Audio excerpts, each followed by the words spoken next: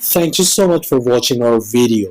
Please do not forget to like, comment, share and subscribe to Reality of Islam. ROI کی speeches کو subscribe کر کے bell icon پر ضرور click کریں. جزاک اللہ.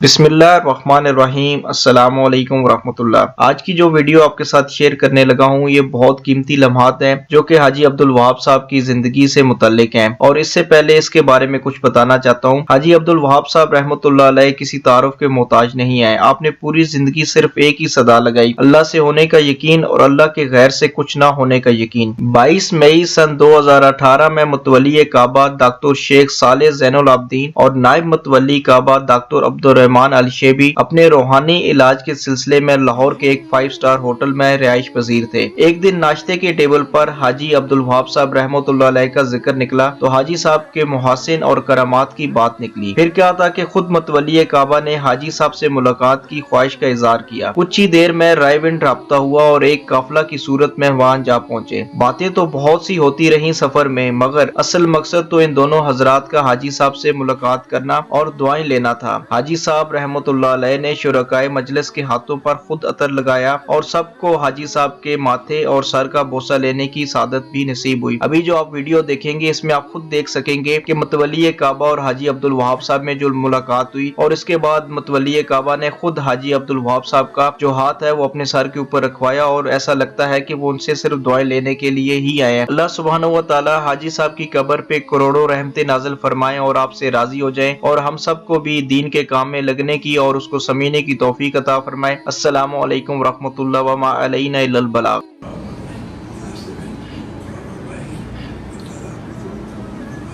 أنتم الآن في سبيل الله وأنتم تدعون من الله سبحانه وتعالى فدعاؤكم مستجاب. هو دعاء مستجاب. آپ کی دعا بھی مستجاب ہے، آپ بھی دعا فرمائیں. ربك الشيخ تدريج. حضرت سبحان